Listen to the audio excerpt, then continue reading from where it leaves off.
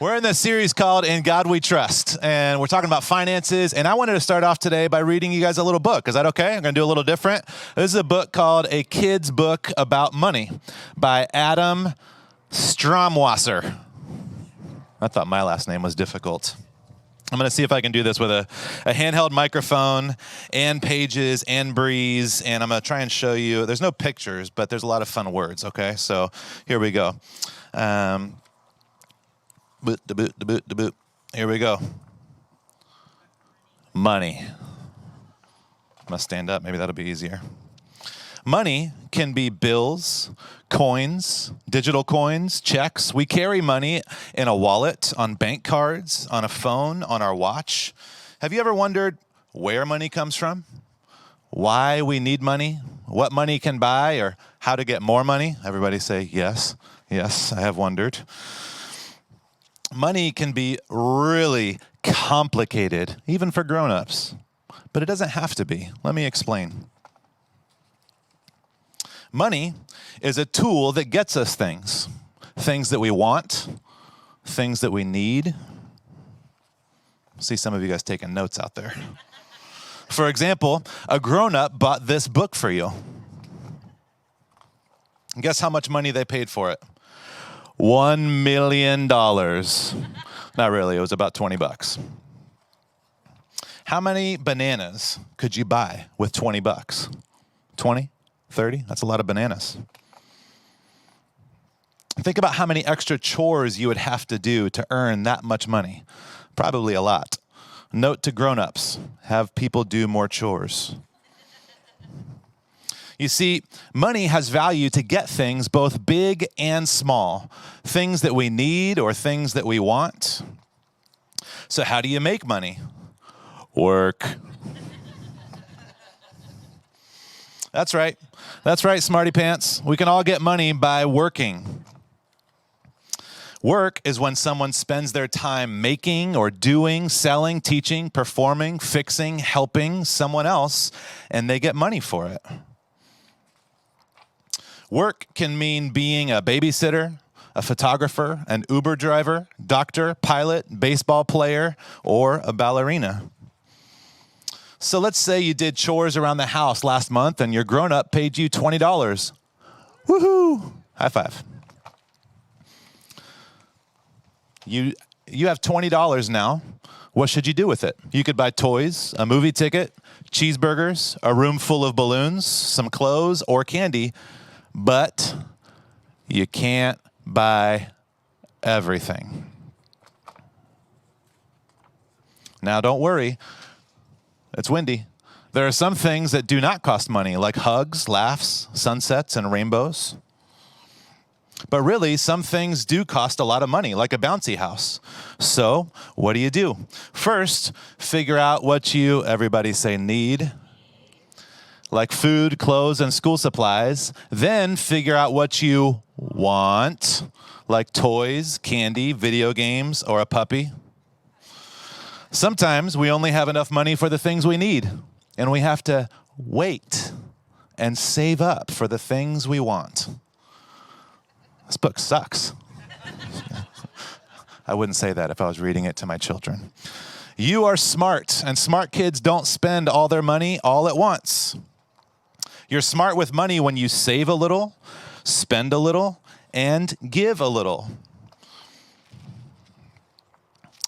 See, money isn't that complicated, right? So always save, spend, and give. As long as you do that, having dinero will be fun, which for some of you guys, that's money in Spanish. So, what a helpful book, right? It's kind of helpful for us to learn a little bit today. That's where I go to children's books for all of my learning. I think the real trick of this book is where it says you can't buy everything, which isn't what any of us want to hear, right? Also, I don't know if it's necessarily true. I don't know if that's necessarily been my experience. It goes on, it says, sometimes we only have enough money for the things we need, and we have to wait to save up for the things we want. This is the lesson that I want my kids to learn. This is a lesson that I wish that I learned when I was younger.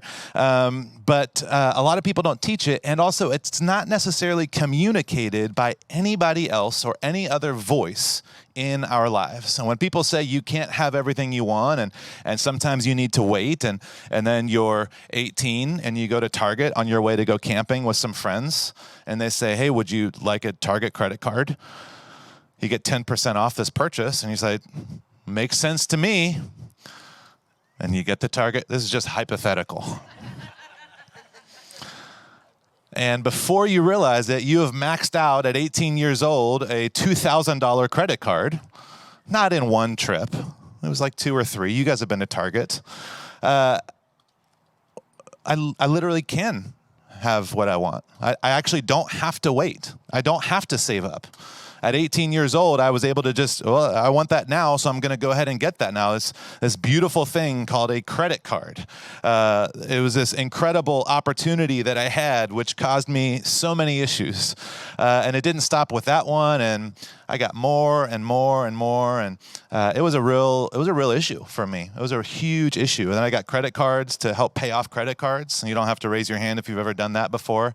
And have you guys ever been in a relationship where you're getting pretty serious, and you get to that point where you have to sit down with that significant other, and you have to tell them like the number?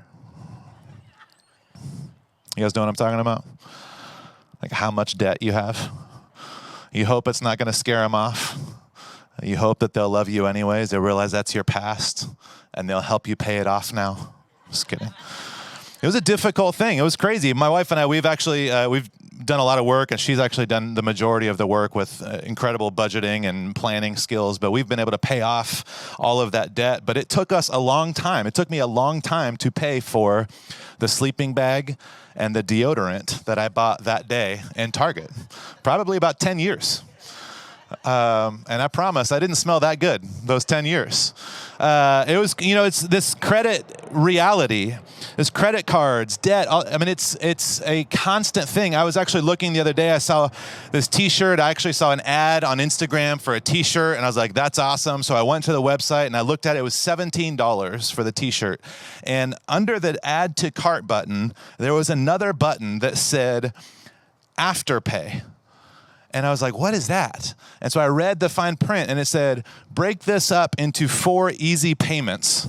The $17 shirt I could break up into 4 easy payments. And I was fascinated because I knew I was going to be talking about this. And I was like, okay, let's go look at this. And I go to the website. I read all about this thing called Afterpay, which is like the best name in the world. It's like, you don't have to pay now. Just pay after. It's so much better. You can have it now. You don't have to wait. You can have it now. And I went, and there's no interest at all unless you don't make your payment on time, and then they charge you 25% of whatever the cost was for the item.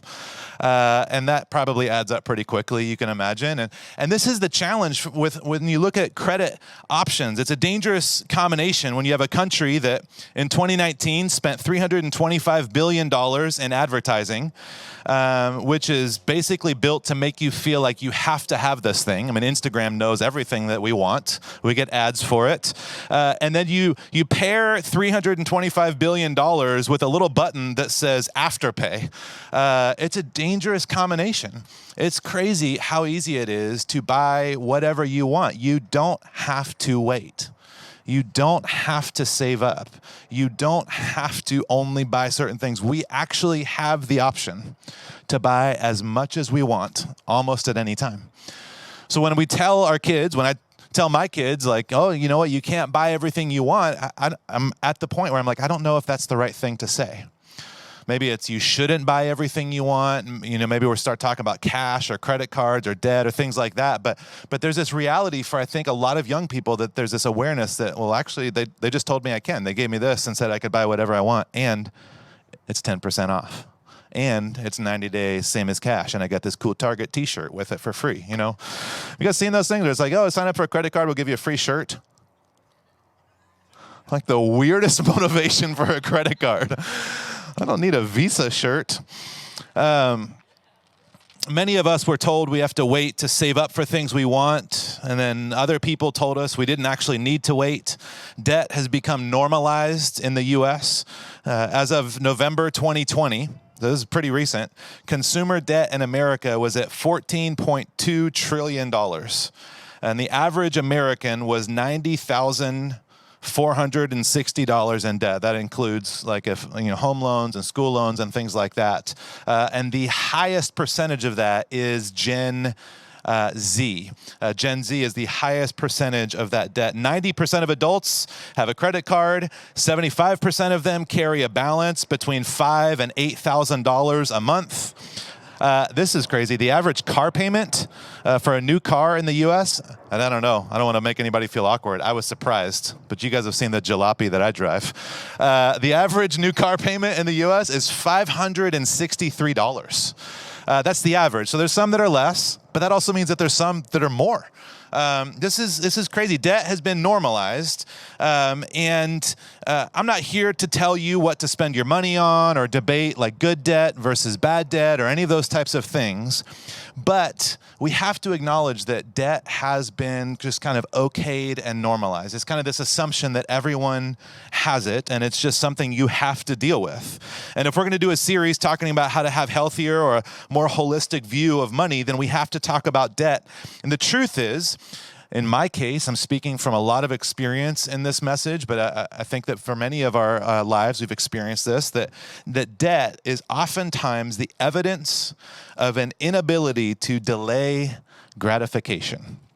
To say, you know what? I don't need that deodorant today. I'm going to save up for it. I'm probably going to bring out the deodorant a few more times. So, it's this inability to say, you know what? I'm going to wait to get the thing that I want. It's a choice, because the thought in the book is that you can't get it even though you want it until you save up. But the reality in our lives is that you can.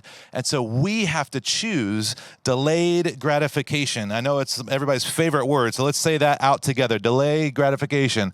Delayed gratification. A lot of elbows getting thrown. You're going to get smacked, Renee. You better be careful. Delayed gratification. And I'm not saying this because I know how to do this and this is my strength. I'm just saying this whole entire message is, that's why I read a kid's book. This is the level that I'm at with this conversation. We have to choose to not get everything we want right now. We have to choose, what does it mean to save? We have to choose delayed gratification. Now, I want to give a huge caveat, because not all debt is necessarily your choice. Yesterday, we got a new filing cabinet, and Ez was cleaning out the old filing cabinet and going through it. She found all kinds of amazing things. But one of those things was about 3 folders about this thick. It was full of medical bills from our first pregnancy. My wife was hospitalized at 18 weeks. She was in the hospital until he was born. You can do the math. It was crazy. We did not choose that. That was not something that we signed up for. Not all debt is because you can't choose. How am I trying to say this? Not all debt is because you don't know how to have delayed gratification. Some of this is stuff that's kind of thrust upon us. These are things that we have no choice in a moment, but this is kind of like put upon us. I get that, and that's not what I'm talking about. I'm talking about the deodorant. I'm talking about the free t-shirt. I want the credit card. I'm going to choose Afterpay for this. That's what we're talking about today. So many of us, we decide we want something, or maybe even that we need something, even though we may not, and we're able to convince ourselves that we shouldn't have to wait for it. Proverbs 25:28 says this: a person without self-control is like a city with broken down walls. Get that tattooed on your arm. A person without self-control is like a city with broken down walls. In other words, this city can be overrun, it can be overwhelmed, it can be taken over or taken advantage of at any time, because there is no ability to protect itself, to defend itself. And a person that has no self-control is the same thing. That's a perfect description of my own experiences. First, no self-control meant that I'm easily overwhelmed and convinced to do things. And then because I'm overwhelmed and because I ended up stepping into some of those credit cards and the debt and this, that, and the other thing, flight time. Because I stepped into those things, I was weakened, and I had no options. I found myself at a place where I had so much debt that I was unable to do things that I wanted to do because I had gotten everything that I wanted. It's like such a twisted thing. Because I got so much of what I wanted when I wanted it, now I couldn't do what I wanted. It's like this really twisted thing. This idea of a city with broken down walls, with gaps in it. That you have the self-control piece. I'm not able to say no or to protect myself. And because of that, I'm still like a city with broken down walls because I'm still unable to protect myself. I'm at the mercy of this bill. I'm at the mercy of this debt. I remember very specifically, I was about 20 years old, and I just broke down in my room crying because I felt so trapped because of the choices that I had made, financial choices. And nobody else, most people didn't know, nobody told me not to or to. It was just all of these choices I got to make on my own. I don't know if any of you guys have had experiences with that, or if this is a thing for you. Maybe you know some people that deal with this. Luke chapter 14, I want to look at a passage here. It's just a couple verses. Luke 14, verse 28 through 30. Jesus is talking and he says this. He says, "For who would begin construction of a building without first calculating the cost to see if there's enough money to finish it? Otherwise, you might complete only the foundation before running out of money, and then everyone would laugh at you." A little harsh, but okay. They would say, "There's the person who started that building and couldn't afford to finish it." Now, some of you Bible scholars, you may recognize this passage, and Jesus is not actually talking about money right here. He's giving this example, this metaphor, because he's talking about what it means to be a disciple, what it means to follow him, this idea of count the cost, to take stock of what does it mean to truly sacrifice yourself to follow the way of Jesus. He's using a common sense principle about money to illustrate the importance of thinking through what this commitment will look like. So, Chris, why are we using this? It feels a little bit out of context. Well, because apparently this is no longer a common sense principle. This idea, Jesus is essentially mocking us in 2021. Who in the world would begin construction if they don't have the money to pay for it? Can you imagine somebody doing something they don't have the money to do? What a ridiculous thing. That's such an obvious example. I'm going to use that to talk about following me. Nobody would be foolish enough to do this, except today we're like, really, Jesus? Seriously? Literally everyone. You never heard of credit cards? I need this building now. Plus, it's like 90 days, same as cash, and I think I'm going to get a raise soon, so it's going to be okay. I'm going to be able to take care of, we come up with all of these excuses and all of these reasons of why we don't have to delay gratification. This principle is something that was so obvious that it was like the easiest thing for Jesus to point at and say, people would laugh at this person. And this has become, for so many of us, this has become our reality. This has become our life.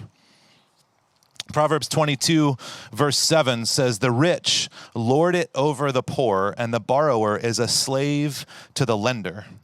The borrower is a slave to lender. And that's really what my experience was, this sense of, man, I don't have the freedom to do what I want to do. And isn't that really what we all want? Isn't that why we want a ton of money? Is so we can just do whatever we want to do? That's the ultimate goal. It's not even necessarily having the cash. It's the freedom to do whatever it is that we want to do. By trying to shortcut my desires now, I tend to sabotage my options later. I can't do or be what I want in the future because I'm stuck, enslaved to what I've already spent in the past. Being told we can and should be able to have whatever we want right now, it may be marketed as like an American dream, but it's a nightmare. It is so painful and so difficult, and so many people have experienced a lot of damage because of it. You are not free to do what you want if you are enslaved to what you have already done. We've got to start to shift our perspective about this. Getting what we want now often prevents us from being who we want to be later. 5, 10, 20 years later, I know that the deodorant wasn't worth it. But in that moment, it just seemed super easy and innocent. Like there was nothing wrong with it. Obviously, if they're going to give me a credit card, if they're going to give me the loan, then I must be good for it. They must know something I don't know. It's a challenge for us. Immediate gratification traded for a cost that most of us can't even calculate. And some of this, I know some people that have had marriages end because of hidden debt, hidden credit cards, things like that. I know people that have struggled because of these relationships, emotional unhealth, financial unhealth. Obviously, this is a huge, huge burden. But we often just look at it as if it's a normal, okay, acceptable thing. And I'm not at all intending to put shame on myself or anyone else, but we need to categorize it correctly. Does that make sense? The difference there makes sense? It's not about, shame on you. It's more about how do we shift our perspective on this.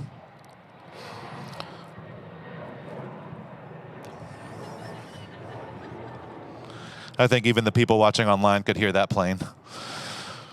Money buys things, and some of those things are things that we need, but money's intrinsic value, like I said a bit ago, it's the ability to give you control over your time. That's really what we want.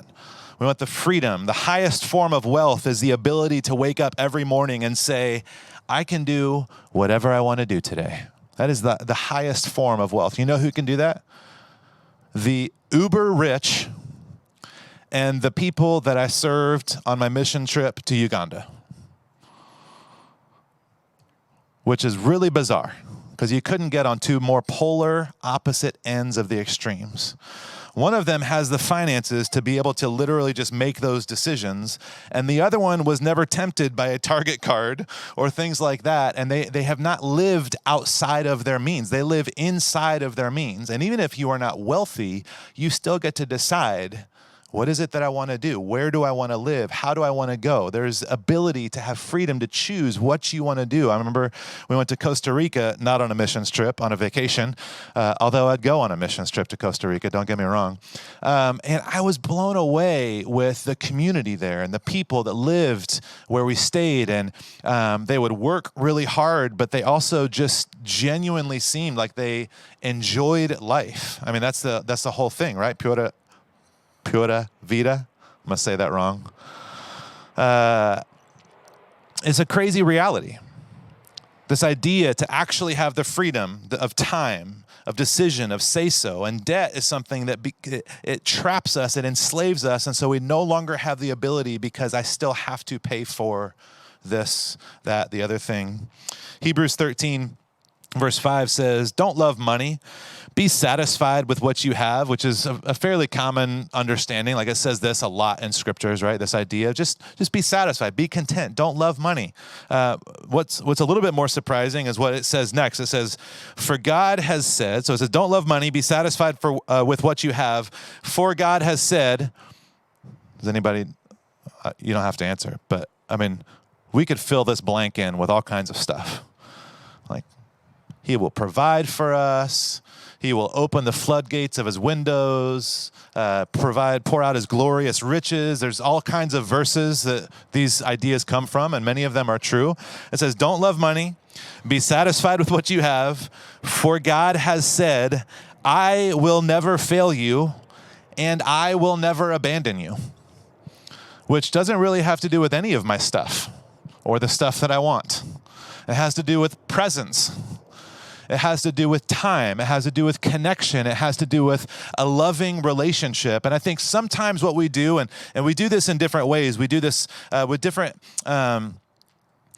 passions that we have, different loves that we have that maybe are out of order. Sometimes we take a lesser love and it becomes the primary thing we pursue. A lesser passion, it becomes a primary thing. We kind of get things out of order. And sometimes I think what we do is we start to say, you know what? I'm just going to love that less. I'm just going to try and not want that as much as I used to. I'm just going to try and not want that addiction or not want that habit or not want that desire the way that I used to. And I think we do ourselves a disservice because I don't know that we can actually want something less. Oftentimes what C.S. Lewis actually talks about is instead of trying to diminish a love, we actually have to focus on a greater love. What is it that I want more than this? What is it that I want more than this habit? What is it that I want more than this thing? What is it that I want more than money or sex or in power or whatever these things are that kind of entrance us? Well, instead of trying to say, you know what, I'm just going to choose not to want, it's like, good luck. I've tried. That's really hard. What is it that you want more than that? What is even more important? What do you love even more than those things? I think that's what the writer of Hebrews is getting at. He's saying, don't love money, be satisfied for what you have, because there is something even better. There is something even more fulfilling. There is something that will give you even more pleasure, and that is this connection with God. There's this trade-off. Instead of trying to minimize a lesser love, we choose the greater love. We choose the greater desire. We choose the thing that we want even more. And this brings us back full circle to this idea that we can't have everything we want. We get to choose and say, you know what I want the most? Instead of, do you know what I want right now? Do you know what I want here in aisle 13 of Target? Versus, do you know how I want my family to live? You know what I want to be able to achieve these goals at a certain age in my life? You know what the freedom that I want to be able to have, the things I want to be able to provide that maybe I wasn't able to have as a kid? Or we get to choose and say, what is the greater desire? What is the greater love? And the promise is that God will never fail us and never abandon us. The thing that you most need from God is the same thing the people in our lives most need from us, which is our presence and our attention. And in my experience, when I have been saddled with debt and the stress that comes with that, it takes away either because I've had to hustle and work a couple different jobs, or just because of the stress and anxiety of the weight of that, it takes away from the relationship. It takes away from the presence and the attention. And the more freedom that we experience financially, the more we're able to spend ourselves and our time on the people we love and with the people we love. We get to experience the choice to do what we want because we're not obligated to pay for what we have already gotten in our lives. There's a few practical things I want to talk about today. I know this message is maybe a little bit uncomfortable. It's a little uncomfortable for me, and maybe for some of you guys as you're hearing this and thinking about this, and maybe you know some people that have had bad experiences with this. But I want to give us practical tools. Over the last few weeks, we've talked about how do we right size our priorities? How do we say, okay, is God trustworthy? And we talked about, if he is, which we believe he is, we have to cultivate contentment and a healthy view of who God is. The second week, we continued talking about this idea of how do we continue to have a healthy perspective on what our priorities are. And so now as we start to right size these ideas, then we can say, okay, so if I can trust God, and if I can start to fix my priorities, then how should I deal with debt? How should I approach debt and things like that? So practically speaking, a couple tips here. One, this is a shocker. Stop spending more than you have, or more than you think you'll have when you get the raise, or more than you have this pay period, but you'll be able to pay it off next pay period. Like, just let's be intentional and make these choices to stop spending more than we have.